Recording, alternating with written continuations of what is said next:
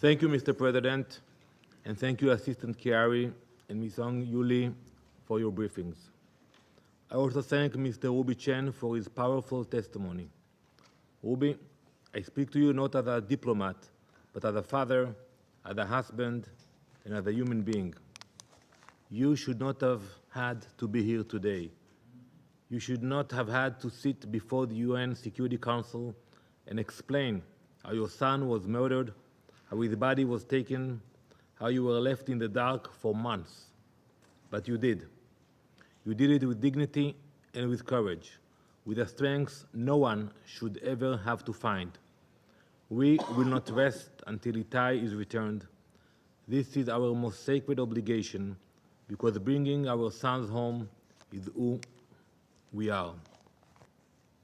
Mr. President, also with us is Dr. Leah and Menachem Goldin, the mother and brother of Adar Goldin.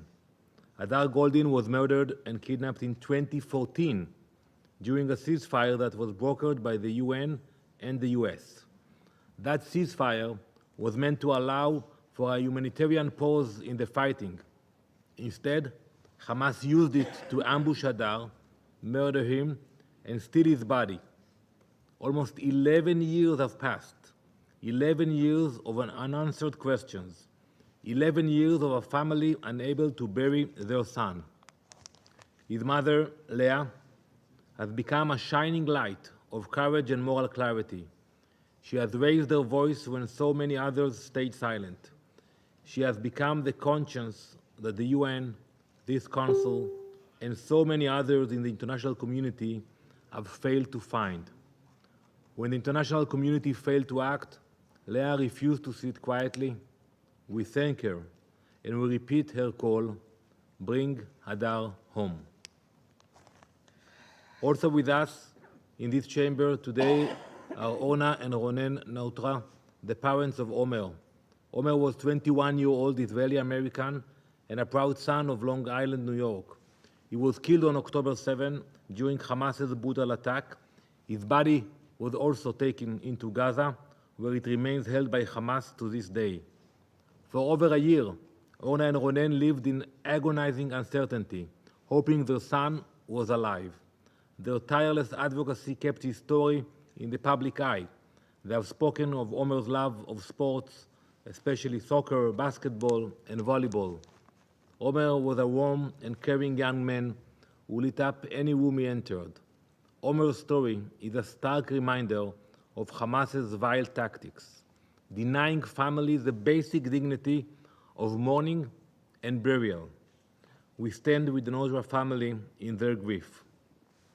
Mr. President, before we speak of international law, we must speak of something more basic, more ancient, more human, the moral obligation to return the dead to their families.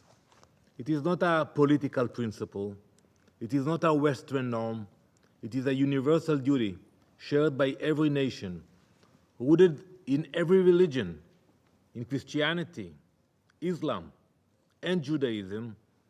All hold the burial ritual as sacred.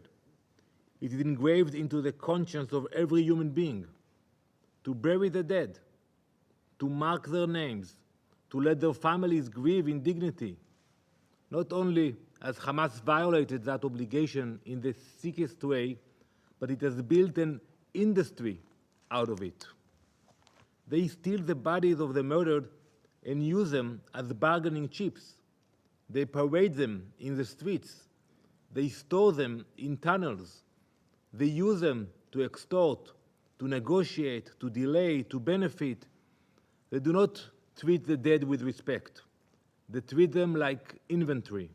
To them, the remains of a murdered son or daughter are no different than cash in hand. Hamas has created an economy of death. Look at the videos from October 7th. They spent a lot of time and energy carrying bodies while they were fighting, but they were spending energy to abduct bodies into Gaza. It is a system, not an accident, a strategy, not a tragedy. However, so many in this council, so many righteous nations have said next to nothing. There are currently 58 hostages being held in Gaza, some alive, some murdered, all denied the rights, all denied access, all denied the dignity that should never be in question.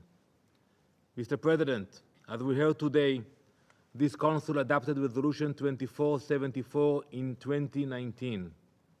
I was here when it happened.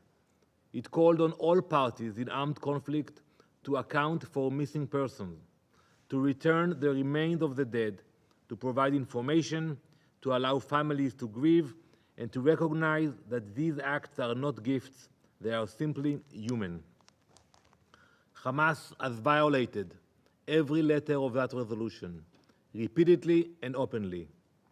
Where is the response? Where is the demand for compliance? Where is the basic moral outrage? Hamas's desecration of this resolution and the fundamental inhumanity represents is beyond words, and the international community looks away. This is not just a crime against Israel. It is a warning to the entire world. If this becomes the new normal, if the taking of bodies becomes an accepted and successful tactic, then no family, no soldier, no civilian will be safe from the same fate. Today it is us. We are dealing with it. Tomorrow it could be anyone. The battlefield will not end at death. It will follow the fallen into the grave. We ask this Council not for sympathy, but for action. We call on the Secretary General to fulfill his mandate under Resolution 2474 by including a dedicated section in his next report on the protection of civilians. That section must document the full extent of this ongoing atrocity. Every hostage still held by Hamas, every stolen body, every Israeli missing since October 7, and every fallen soldier whose remains have yet to be returned from past wars. We support Ruby's call to designate a special UN representative to promote and advocate for the return of deceased hostages, both our fallen heroes and all those deprived of peace around the world. The obligation to bring our people home does not fade with time. It endures until the mission is complete. Mr. President, as you know, in the ancient Greek tragedy of Antigone, a young woman defies the king's decree to bury her brother. She knows the price. She knows the consequences, but she chooses to act. In death, her brother is still her brother, and he deserves his dignity. That is a story thousands of years old. It is of a different language and a very different world. Still, it reflects the same universal truth we are asking this Council to remember today, that to withhold the right of burial is to violate something far deeper than law. It violates what makes us all human. In our own tradition, we have a similar story. When King Saul, the first king of Israel, fell in a battle, the enemy took his body and hung it on the walls of their city. But his followers risked their lives and traveled behind enemy lines to recover his body and give him a proper burial. They understood what even this Council too often forgets, that how we treat the fallen defines who we are in life. Colleagues, the ancient Israelites did what was right, not because they were told to, but because their conscience demanded it. Antigone buried her brother because it was what justice demanded. Today, the State of Israel will continue to act with the same conviction.